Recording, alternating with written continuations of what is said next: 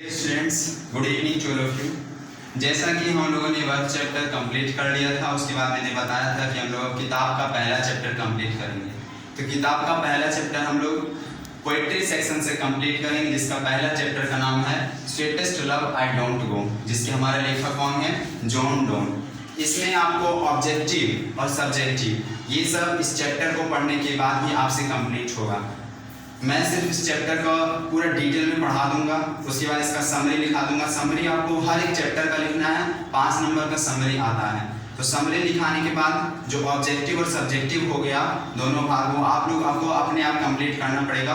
वो सब जितना भी आता है सब गेस पेपर से आता है, उससे बाहर एक भी क्वेश्चन नहीं आता है। तो अगर आप लोग गेस पेपर से ऑब्जेक्टिव पढ़ लेते हैं, चाहे सब्जेक्टिव पढ़ लेते हैं, तो फिर आपको बाहर से कहीं से भी पढ़ने की जरूरत नहीं है। फिलहाल आप लोग इस चैप्टर को समझिए। तो हमारा पहला चैप्टर का नाम है स्वीटेस्ट लव आई डोंट गो। इसका हिंदी क्या हुआ? मेरी प्यारी महबूबा मैं नहीं जा रहा हूँ। यहाँ पर डोंट का यूज है, फिर भी हम यूज कर रहे हैं मैं नहीं जा रहा हूँ। तो आपको पता होना चाहिए कि जॉन डोन जो है वो बहुत पुराने कवि हैं। इनका जो डेट ऑफ बर्थ है वो 1572 है और इनका मृत्यु जो डेट है वो 1631 है। तो ये बहुत पुराने कवि हैं, इसलिए पहले की इंग्लिश अलग रहता था। आपको 12th में पढ़ना पड़ेगा। इंग्लिश का स्टोरी होता है, उसमें इंग्लिश को 3 भाग में बांट दिया जाता है। एक होता है प्री इंग्लिश, मतलब जिसमें हम लोग प्राचीन इंग्लिश के बारे में पढ़ते हैं, फिर आता है मीडियम इंग्लिश, उसके बाद आता है मॉडर्न इंग्लिश। तो अभी हम लोग मॉडर्न इंग्लिश पढ़ रहे हैं, लेकिन ये जो है वो प्राचीन इंग्लिश है। तो पहले का इंग्लिश अलग होता था। आप यहाँ पर ये भी देख सकते हैं कि गो का स्पेलिंग GO होता है, अभी हम लोग GO यूज करते हैं, लेकिन इसमें GOE यूज किया हुआ है। तो इसमें बहुत सारा अंतर आपको दिखेगा इस इंग्लिश में, क्योंकि वो बहुत पुराने कवि थे और उन्होंने पहले का इंग्लिश अलग रहता था, इसलिए इसमें थोड़ा डिफरेंस मिलेगा। लेकिन आप लोग टेंशन मत लीजिएगा, हम एक चीज का डिफाइन कर देंगे। तो इसका हिंदी क्या हुआ? प्यार मेरी प्यारी महबूबा आई डोंट गो, जिसके लेखक कौन है? जॉन डोन, जिनका डेट ऑफ बर्थ कितना था? 1572 एंड उनका मृत्यु डेट कितना था? 1631। आगे सबसे पहले हम लोग पढ़ेंगे अबाउट ऑथर, यानी लेखक के बारे में। लेखक से आता है ऑब्जेक्टिव में, और जितना हम बता रहे हैं इससे बाहर एक भी क्वेश्चन नहीं आएगा, तो आप लोग उसको ध्यान से देखिएगा। पहला क्वेश्चन है, पहला आंसर इधर देखिए। John Donne was a metaphysical poet, यानी जॉन डोन थे वो एक ऐसे कवि थे मेटाफिजिकल। मेटाफिजिकल मतलब होता है आध्यात्मिक। आध्यात्मिक का मतलब होता है अध्ययन करने वाला। यानी जॉन डोन जो थे वो कैसे कवि थे? मेटाफिजिकल पोएट थे। आपको क्वेश्चन कैसे पूछेगा? आपका क्वेश्चन सिर्फ इतना रहेगा, ऑब्जेक्टिव में पूछा जाता है कि जॉन डोन कैसे कवि थे, तो आपको किस में टिक लगाना है? सिर्फ मेटाफिजिकल में टिक लगाना है। तो पहला हमारा रूल क्या हो गया? John Donne was a metaphysical poet. John Donne थे वो कैसे कवि थे? मेटाफिजिकल कवि थे, आध्यात्मिक कवि थे। He was born in a Roman Catholic family. उनका जो जन्म हुआ था वो किस परिवार में हुआ था? रोमन कैथोलिक परिवार में हुआ था। कहाँ हुआ था? In London. ध्यान से हिंदी बनाइएगा। He was born in a Roman Catholic family in London, यानी उनका जन्म एक रोमन कैथोलिक परिवार में लंदन में हुआ था। That time, उस समय England was anti Catholic. England जो था वो एंटी कैथोलिक। एंटी कैथोलिक कहने का मतलब है कि जब 1572 का बात हो रहा है, तो उस समय जिस समय इनका जन्म हुआ, तो इनका जन्म एक फैमिली में हुआ था। उस फैमिली का नाम क्या है? Roman Catholic family. ये एक प्रकार का धर्म है, कैथोलिक एक प्रकार का धर्म है। पहले ये जो इंग्लैंड था, जब इंग्लैंड में ये एंटी कैथोलिक था। एंटी कैथोलिक कहने का मतलब कि इंग्लैंड में इस धर्म का भी वैल्यू नहीं दिया जाता था। इस धर्म के लोगों से घृणा की जाती थी। इस धर्म के लोगों को कोई वैल्यू नहीं दिया जाता था, और इनका जन्म इसी धर्म में हो गया। सोच लीजिए, तो इनका जन्म हुआ रोमन कैथोलिक फैमिली में, और उस समय इंग्लैंड जो था वो क्या था? एंटी कैथोलिक था, यानी इनको किसी भी प्रकार की कोई सेवा नहीं दी जाती थी, इनको मतलब कोई वैल्यू नहीं दिया जाता था उस समय इंग्लैंड में। अब इंग्लैंड में सब चीज ठीक है, अभी सब धर्म वहाँ चलता है। Donne was forced to leave Oxford University, यानी डॉन को जो है वो फोर्स किया गया, दबाव दिया गया। किस लिए? टू लीव, छोड़ने के लिए। क्या? ऑक्सफोर्ड यूनिवर्सिटी को, जो कि कहाँ? लंदन में है। बिकॉज ऑफ हिज रिलीजन, सिर्फ उनके धर्म के कारण। अभी आप लोग को हम बताएं कि ये जो जॉन डोन थे वो कौन से धर्म के थे? रोमन कैथोलिक धर्म के थे। और इनके धर्म के कारण क्या लिखा है? बिकॉज ऑफ हिज रिलीजन, इनके धर्म के कारण डॉन को दबाव दिया गया क्या करने के लिए? ऑक्सफोर्ड यूनिवर्सिटी छोड़ने के लिए, यानी इनकी पढ़ाई कंप्लीट नहीं हो पाई थी। He was briefly sent to prison, उन्हें थोड़ी समय के लिए, ब्रीफली मतलब क्या? थोड़ा समय के लिए। He was briefly sent to prison, उन्हें थोड़ा समय के लिए जेल भेजा गया।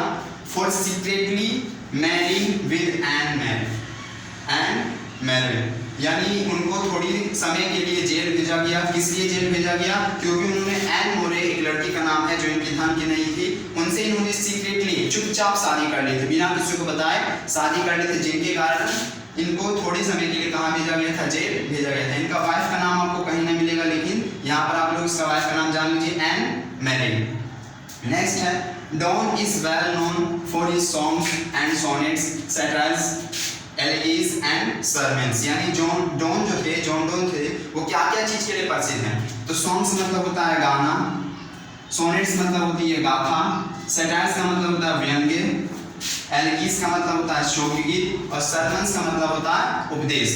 तो ये जो डॉन थे वो 5 चीजों के लिए विख्यात थे।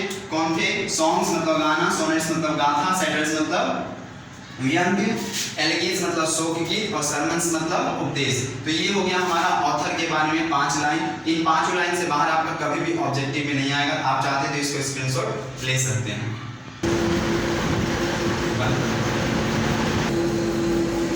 चलिए, तो हम लोगों ने अभी पढ़ा इसके बारे में, ऑथर के बारे में, यानी ऑथर के बारे में 5 लाइन का आपको पूरा ऑथर के बारे में पता चल गया।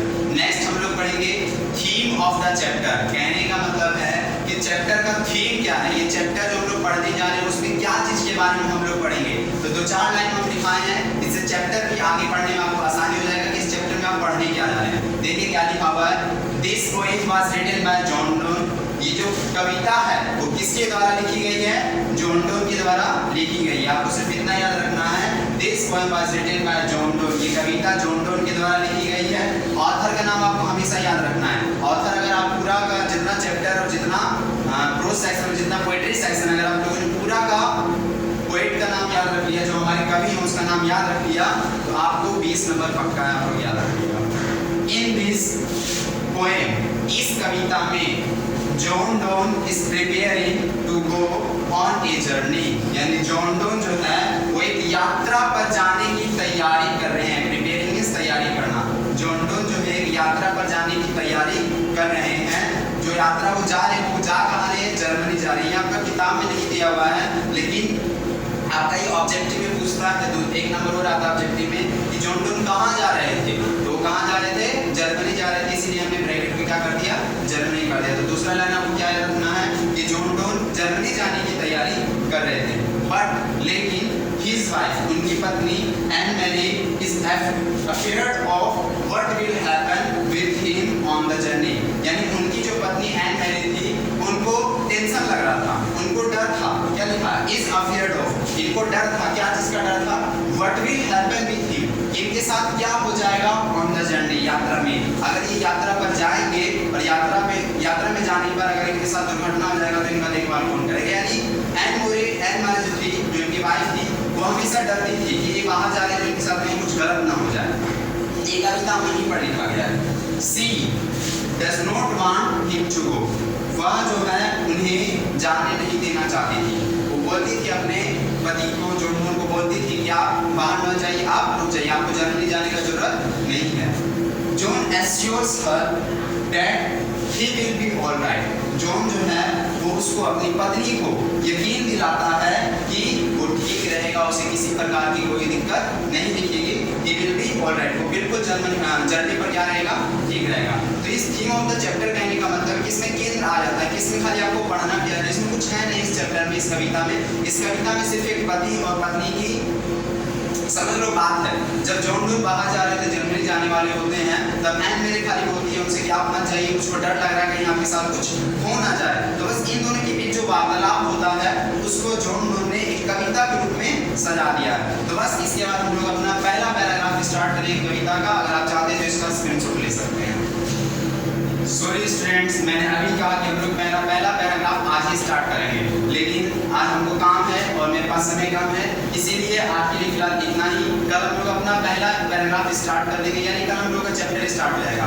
फिलहाल आप लोग को जो ऑथर के बारे में दिया गया और जो थीम ऑफ द चैप्टर के बारे में दिया गया उसको अपने आप हिंदी बनाने का प्रयास करिएगा, और अगर नहीं समझ में आता तो वीडियो को आप दोबारा देखकर उसका हिंदी देखकर उसको समझने का प्रयास करिएगा। बस डेट्स ऑल। कल हम लोग अपना चैप्टर पक्का स्टार्ट कर देंगे।